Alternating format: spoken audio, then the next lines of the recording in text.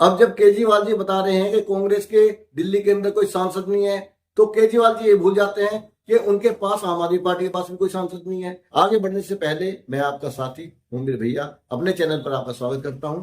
केजरीवाल जी ने असम के अंदर अपने लोकसभा के 3 लोगों को टिकट दे दी और उसके बाद देने के बाद में कहते हैं कि हम गठबंधन के मजबूत हिस्सा हैं, हम गठबंधन के साथ पूरी मजबूती के साथ में हैं। वहां पर पंजाब में 13 सीटें हैं, वहां पे कह रहे हैं हम 13 के 13 सीटों पर हम खुद चुनाव लड़ेंगे, आम आदमी पार्टी चुनाव लड़ेगी। लेकिन उसके साथ में ये भी कहते हैं केजरीवाल जी कि हम मजबूती के साथ गठबंधन में हैं। फिर दिल्ली में 7 सीटों में से मात्र 1 सीट कांग्रेस को देते हैं और कहते हैं कि हम मजबूती के साथ गठबंधन में हैं। उधर 8 सीटें वो वहां पे भी मांग रहे हैं और हरियाणा में भी पेच फंसे हुए हैं। हर जगह अपने उम्मीदवार खड़े करते हुए जा रहे हैं और साथ में बोलते हैं कि हम गठबंधन के साथ मजबूती है। अब ये कौन से वाला गठबंधन है? देखो, कुछ भी हो, लेकिन केजरीवाल जी ने कहीं ना कहीं भारतीय जनता पार्टी को फायदा पहुंचाया है, उनका साथ दिया है। मैं फिर से इस बात को रिपीट करूंगा कि भाजपा कुछ नहीं चाहती महागठबंधन से, सिर्फ ये चाहती है कि ये अलग अलग चुनाव लड़ें और तभी भारतीय जनता पार्टी को फायदा मिलेगा। तो जो भारतीय जनता पार्टी चाहती थी, हर कोई महागठबंधन का हिस्सा वही काम कर रहा है, या तो गठबंधन को छोड़कर भाजपा में जा रहा है या फिर चुनाव अकेले लड़ रहा है, मतलब गठबंधन के साथ में चुनाव नहीं लड़ रहे। हाँ, यहाँ पे मैं इसके लिए कई जगह कांग्रेस को भी पूरी तरह से, मतलब 90% में कांग्रेस को दोषी ठहराता हूं, क्योंकि यहाँ पर कांग्रेस को बड़े भाई की भूमिका में खड़ा होना चाहिए था। विपक्ष की सबसे बड़ी पार्टी कांग्रेस है, उसे अपना एक बड़प्पन दिखाना चाहिए था, अपना एक फार्मूला देना चाहिए था और कोशिश करनी चाहिए थी कि या तो सीट कांग्रेस की बढ़े, अगर कांग्रेस की सीट नहीं बढ़ती तो दूसरा टारगेट होना चाहिए था कि गठबंधन के किसी साथी की सीट बढ़े, भारतीय जनता पार्टी की सीट कम हो। लेकिन उन्होंने भी कहीं असलियत में खड़गे जी संभाल नहीं पा रहे, जो मैं मानता हूं चुनाव को संभाल नहीं पा रहे, स्ट्रेटेजी को संभाल नहीं पा रहे हैं, नीतियां उनसे बन नहीं रही हैं और धीरे धीरे छिटक छिटक के एक एक आदमी या तो गठबंधन से किसी ना किसी बहाने से कोई आरोप लगाकर, प्रत्यारोप करके धीरे धीरे गठबंधन से दूर होता चला जा रहा है। इसके बाद में मैं बात करूंगा नीतीश कुमार जी की। नीतीश कुमार जी, आज हर कोई कह रहा है कि नीतीश कुमार जो है पलटीबाज है, पलटी मार लेते हैं, धोखेबाज है, गद्दार है, ऐसी ऐसी बातें हैं। भाई, वो तो गद्दार थे या पलटीबाज थे, आपको आज ही पता चला है क्या? वो तो आपके पाले में भी तो पलटी मार के आए, तब वो पलटी मार नहीं थे क्या? लेकिन एक चीज है कि यहाँ पे भी कांग्रेस ने गेम खेला। गेम क्या खेला कि आपको ये भी बात माननी पड़ेगी कि महागठबंधन को खड़ा करने के लिए, उसकी नींव मजबूत करने के लिए, उस कॉन्सेप्ट पे, उस थ्योरी पे काम करने के लिए नीतीश कुमार ने काफी मेहनत की। बहुत सारे नेताओं से अलग अलग जाके उनकी स्टेट में जाके मिले हैं, उनको एग्री किया है, उन्हें कन्विंस किया है कि महागठबंधन बनाना चाहिए।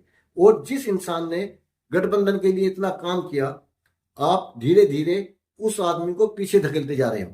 जो भी इंसान मेहनत करता है, हर इंसान चाहता है कि मेरे को भी वो दर्जा मिलना चाहिए, वो सम्मान मिलना चाहिए, वो पद मिलना चाहिए जिसके लिए मैं मेहनत कर रहा हूँ। ठीक है, कांग्रेस बड़ी पार्टी थी, उन्हें भी आगे चांस मिलता, लेकिन एक सम्मानित पद नीतीश कुमार को जरूर मिलना चाहिए था। यहाँ पे नीतीश कुमार ने अपना फायदा देखा और गठबंधन को बाय बाय बोल दिया। आज वो भारतीय जनता पार्टी का हिस्सा है। जिस इंसान ने सबसे ज्यादा मेहनत की थी महागठबंधन को खड़ा करने के लिए, आज वो बंदा आपको छोड़ के भारतीय जनता पार्टी के साथ चला गया। कांग्रेस को कहीं ना कहीं इस जिम्मेदारी को अपने ऊपर लेना चाहिए। इसके मैं बाद में करूंगा जयंत चौधरी। भाई, जयंत चौधरी के बारे में मैं सीधी बात बोलूंगा कि इनका पुराना इतिहास है इधर उधर जाने का। तो जो लोग ये सोच रहे थे कि भाई जयंत चौधरी नहीं जाएंगे, तो उन्हें एक बार इतिहास पे ध्यान देना चाहिए था। यहां पर जयंत चौधरी ने क्या गलत कर दिया? आप जब उन्हें 6 सीटें दोगे या 5 सीटें दोगे, फिर ये कहोगे कि हमारे कैंडिडेट आपके टिकट पे खड़े होंगे, तो पता है कि अगर 6 सीटें भी मिल जाएंगी तो उनमें से शायद 1 सीट जीत पाएंगे। लेकिन अगर भारतीय जनता पार्टी उन्हें 2 सीट भी दे देगी तो 2 में ही लगभग जीत की गारंटी है। क्योंकि जो उत्तर भारत की बात नहीं करूंगा, मैं पश्चिमी उत्तर प्रदेश की बात करूंगा, जो जाट बहुल एरिया है, बागपत है, बड़ौत है, मुजफ्फरनगर है, शामली है, और ये मथुरा से आगे तक बिजनौर, अमरोहा तक, इनकी पूरी जाट बेल्ट है। यहाँ पर जयंत चौधरी का अपना अच्छा खासा रुतबा है। तो सारे अगर जाट लॉबी मिल गई इनके साथ में तो 2 सीट इनकी पक्की हैं, और जो राज्यसभा की एक अलग से सीट मिलेगी तो इनकी तो बल्ले बल्ले हो गई। तो जयंत चौधरी को अगर ये संभाल नहीं पाए तो यहाँ पर अखिलेश यादव की कहीं ना कहीं मैं गलती कहूंगा, और कांग्रेस को तो मैं हर जगह दोषी ठहरा रहा हूं, क्योंकि वो बड़े भाई की अपनी भूमिका को कहीं से कहीं तक निभा नहीं रहे। ये पूरा गठबंधन जो है इसके साथ में एक परेशानी है। परेशानी ये है कि गठबंधन अब तक यही नहीं समझ पा रहा कि उनका मुकाबला किसके साथ में है। हर बार चुनाव हारते हैं, हर बार चुनाव हारते हैं, और आज तक उन्हें ये नहीं पता चला कि ये भारतीय जनता पार्टी है, ये चुनाव लड़ने वाली और चुनाव जीतने वाली पार्टी है। ये कुछ भी करेगी लेकिन चुनाव जीतेगी। इनके साथ मजबूती, एग्रेसिव होना पड़ेगा, अटैक करना पड़ेगा, डिफेंसिव खेल के साथ में इनके साथ में मुकाबला नहीं कर सकते कभी भी। तो भाजपा इतना अच्छा खेल रही है, उसके हिसाब से कांग्रेस कुछ भी अच्छा नहीं कर रही है, बल्कि अपना सब कुछ धीरे धीरे लुटाती हुई जा रही है। इसके बाद में अब देखो कैसे बुरे दिन आ रहे हैं कांग्रेस के। सब कुछ ठीक ठाक चल रहा था, महाराष्ट्र में कुछ कुछ फेवर में था, अशोक चव्हाण ने पार्टी छोड़ दी। अरे भाई, आप भारत जोड़ो यात्रा निकालिए, आप न्याय यात्रा निकालिए, बहुत अच्छा काम है ये। अगर आप देश के अंदर घूम रहे हैं, आपको पहले से घूमना चाहिए था, लेकिन चुनाव जीतने के लिए कम से कम 10 मोर्चों पर आपको लड़ाई लड़नी पड़ेगी। उसमें से एक लड़ाई कौन सी है? जो आप न्याय यात्रा निकाल रहे हैं, ये एक लड़ाई है उसमें से। बाकी 9 लड़ाइयां हैं। बूथ लेवल पे भी आपको जाना पड़ेगा, आपके संगठन पे आपको काम करना पड़ेगा, अपने आपके तो कितने वोटर्स की वोट ही गायब हो गई हैं, वहां पे भी आपको काम करना पड़ेगा।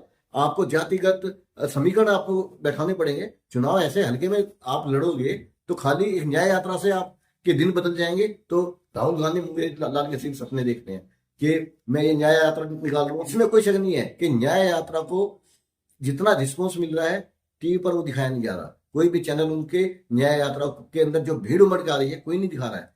बहुत अच्छा पॉजिटिव जा रहा है। कुछ सीटों पर इसका फर्क पड़ेगा, फायदा होगा, लेकिन खाली न्याय यात्रा के दम पर आप अपने गठबंधन को छोड़ते जा रहे हो, वो नहीं चलेगा। न्याय यात्रा भी मजबूती के साथ में होनी चाहिए, और आपका गठबंधन भी मजबूती के साथ में लड़ेगा, तो कहीं आप टक्कर पे आ पाओगे। सर जी, आप चुनाव जीतने की तो अभी मत सोचिए कि आप भाजपा से जीत जाओगे। आप तो देश के अंदर एक ऐसा माहौल बनाने की कोशिश कीजिए कि गठबंधन कहीं ना कहीं टक्कर पे है। आप टक्कर पे दिखने की कोशिश कीजिए। जीतना तो आप इतना आसान मत समझिए। साथियों, वीडियो ज्यादा लंबी ना हो जाए, इसलिए मैं अपनी चर्चा को विराम देता हूं। आगे मेरे साथ बने रहने के लिए मेरे चैनल को सब्सक्राइब करें, और साथ में बने घंटी के निशान को क्लिक करना ना भूलें।